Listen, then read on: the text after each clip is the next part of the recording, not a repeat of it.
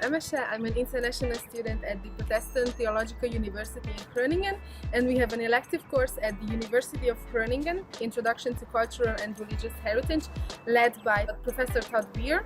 And right now we are in a field trip in Johannes de Doperkerk, Protestante Gemeente Huizinge, and we are here with two members of the congregation, Jost and Barbara, and in this interview we are going to talk about the churches and the community's history, but also the tangible and intangible heritages. The reason we chose this congregation is the uniqueness of the way how they look at their community and their congregation, and we are looking forward to talk to them.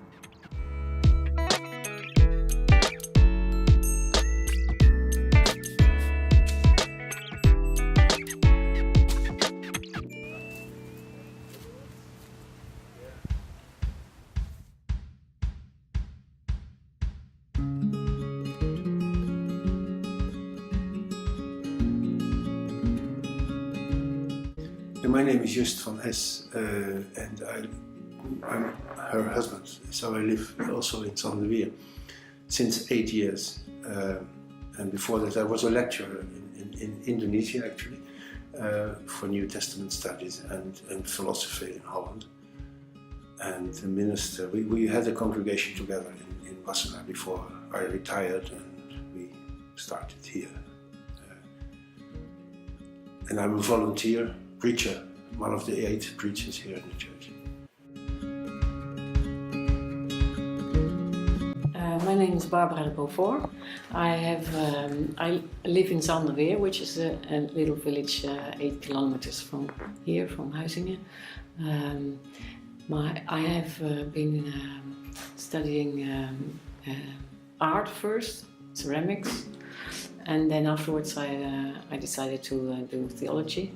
So, and now I have been working in old people's homes and in church, and now I'm only working in the church here in Huizinge, taking pastoral care of the congregation and writing for a magazine which provides day openings for young people, for school classes. School classes, yeah, that's my job.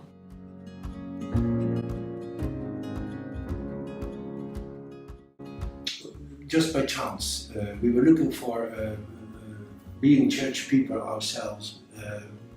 We didn't know what to do after we retired here, and we couldn't find a community that attracted us at first. And then a friend of us said, "Well, go to Huizinge and look, because you like it there." We were here, and after the first service, we knew. Yeah. We felt at home, and so we joined, became a member, and then we started with other retired ministers and Barbara and some other younger ministers. We started this group of 8 who are doing the services together. Yeah. Well, the building is very ancient, of course. It's from the 13th century, and it's beautifully kept, in my view.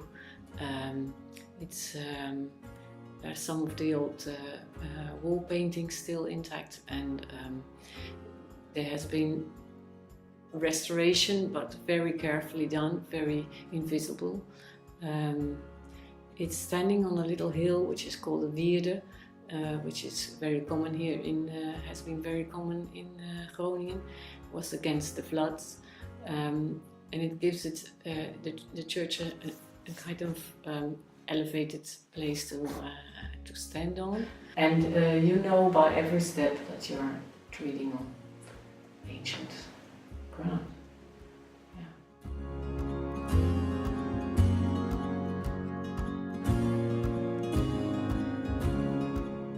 It's a very useful place for worship, because it has a space to sit in, ship. to do the rituals like sharing bread and wine and baptism and remembering the dead. So it's for us it's a very useful space. But it has something more to it. There are many people who come here who say that they feel, well, like embraced by the walls, or I don't know how you would like to put that, but it's like a home, not only because of the community, but also because of the building itself. The beauty, but also the, I don't know,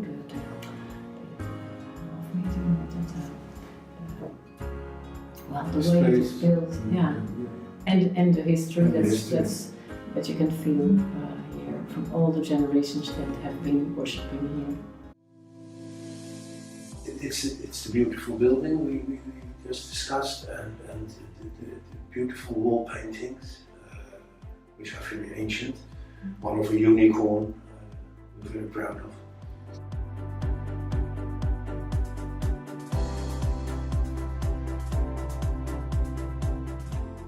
I think one important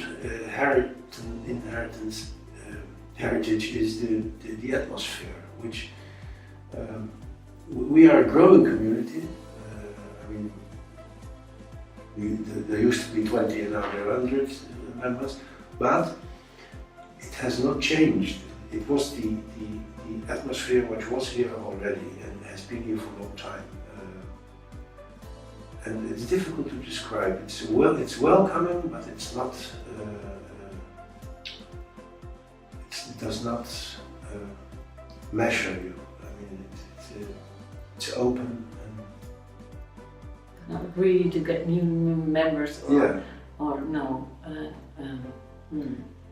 And it feels very much like something like you say, that this was here before, is given, is not made by us or by other people, but it was here already. And that's what many people say when they come here for the first time. There is something here, yeah, whatever. But that's not dependent entirely from the people that are gathered here now. No, not only. It's also a tradition. It's also a tradition. It's a good place. Yeah. It's a good place. Yeah, and maybe we have inherited a kind of no-nonsense mentality. Well, maybe that's Gronings as well. I don't know. But people don't like to be very vehemently about something, very emotional, very outspoken. It's more inward. It's more, well, yeah, that's one thing. Ironic. And it's not. There's no. It's very anti-hierarchy. I mean, there is no hierarchy in the church. And I think people are quite allergic to church rules, so they just leave that all behind.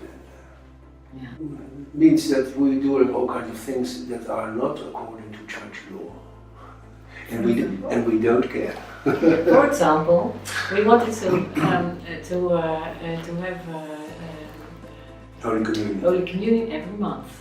But that would mean that only just he was the one ordained that could legally do that. And we were with first five and now 8 people who want to do that. So we decided to simply not call it Eucharist anymore, but sharing of bread and wine.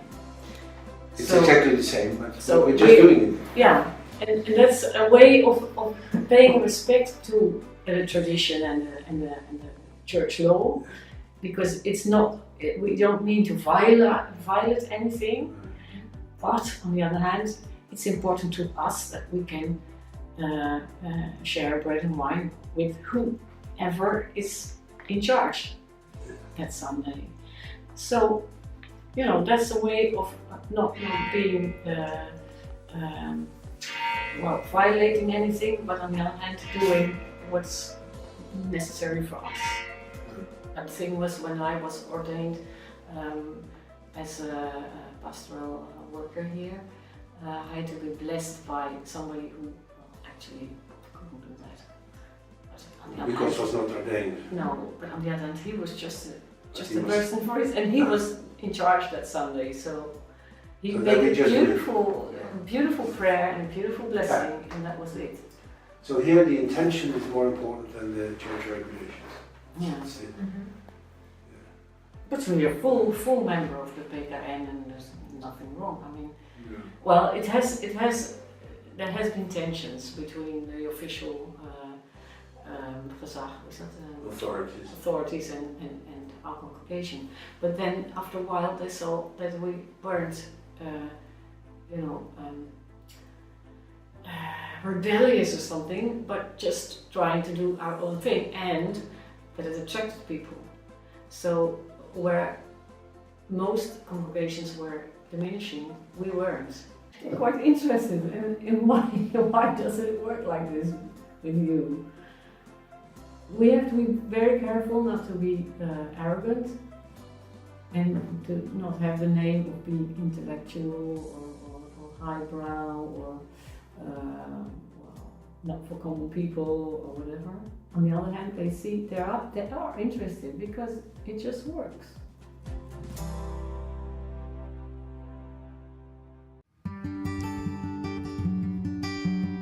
It's the building, it's the atmosphere, which is very welcoming, I find. People are just nice and welcoming. And they do not put pressure on you. I mean, so they just welcome you and they let you do your own thing. So you're free and very easily part of the congregation. Without having to do things as other people tell you to or as is expected from you. I think that's the... Well, that's the building too. It's also the building. And the music. Right. Music is very important. For some people, they just come because of the music. Yeah. And we have an excellent musician who's also a composer, and he writes music and that's beautiful. Yeah. So it's all kinds of reasons, or maybe I don't know. People maybe just get fed up with their own congregation and want to stay true to their congregation, but still want to now and then go someplace else. And then Huizinge is very easy because nobody will ask you what are you doing here and why won't you become a member or whatever. They're free to come and go. Yeah. And people do care about each other. I mean, if someone is ill or something happens, then I'm always very amazed how many people then react and what is people often say we like it here because it's so there's so much attention paid to everything, to the flowers, to making this little booklets about what is to be heard here with nice pictures and the music and it's clean, not so clean, but anyway. Care is taken to make a beautiful service. And we work hard for our servants. I mean, really. All of us, I think. Yeah, that's true. Everybody is putting in their best energy, their best possibilities to make it something beautiful. Just for 1 hour, and then it's finished, and okay, it's all right. Yeah. And we do it just together, not to attract people. Just because we like to do that. These are the topics we talk about in our services, that are the topics that we're interested in, that concern us. So when I'm preaching, I'm not preaching to people, I'm not telling them what to do or what to think, but just one of the congregation who takes the time to study and comes with what he feels and thinks.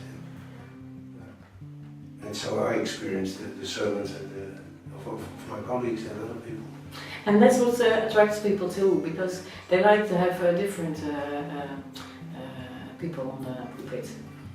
Yeah, because when you don't like one, there's always another coming next Sunday. So you have a variation. Yeah. Yeah, they like it. Yeah, they like that because it's the same theme for a few weeks. For instance, this is Jonah. It will be 5 weeks about Jonah, and everybody will, well, of course, preach from his own viewpoint. So you get one theme viewed by different people, and they like that.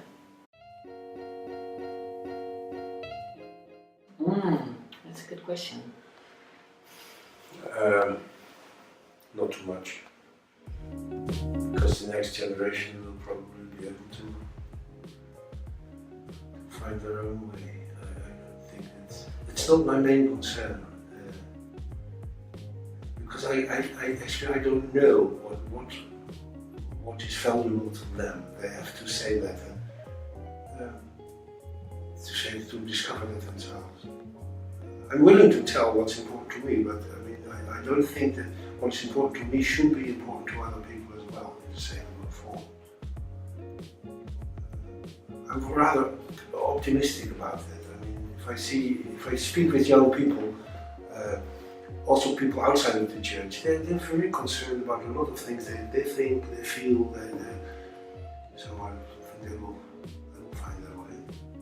And if they can use what we found and what we built, I'm happy. But if not, it's all right. Because we have to say that there are not many young people in the church in the congregation. No. A few children, and well, almost nobody between, let's say, 18 and 30. Occasionally. Yeah, occasionally. So yeah, that's true. Yeah. But yeah, I don't know whether we should try to attract younger people. I don't know. Maybe we're not the people who have appealed to these people. They go somewhere else where that's all right. Yeah. We'd love to talk to them though. Yeah. Huh? Yeah. But I've not the feeling that we have a message for them or something. No, of course we talk about this because it's very well possible that we are the last generation here. It could be, I don't know. And I would be sorry if the knowledge of for instance, the Bible would get lost. Yeah, I would be sorry about that. Or the songs, or the hymns, or the music, or the tradition. But on the other hand, yeah, every time has made its own tradition, and why would this be the best tradition? I don't know. No, I'm not so sure. It's good for us. We love it, but we're doing our best, and whoever wants to join is very welcome, and we cannot do more. And it's not the only way. It's not the only thing. It's just one way. Which we love very much, but it can be very much estranging as well. For us as well, if we go to another, even near something. Our own children, we both have children, none of our children goes to church. They're sometimes interested to discuss things like that, but not too much. Not too much. And they smile about our work and our yes, we know it. Okay. Do you have any other questions? Cukup? Sangat cukup. I would like to thank you for this. Thank you for doing this. And You're welcome. we wish you a lot of strength to keep doing it. Thank you. Thank you very much. You're welcome.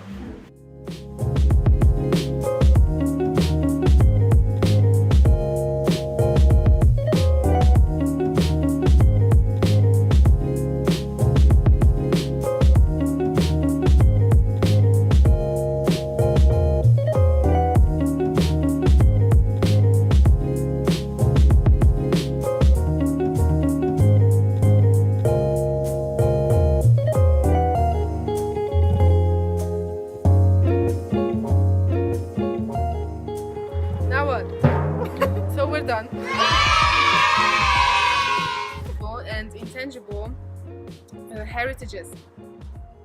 Okay, but now cold but good. We had fun. They are amazing people. Yeah, just go and visit them and just be at home there. Yeah, no, no, this shouldn't be anywhere.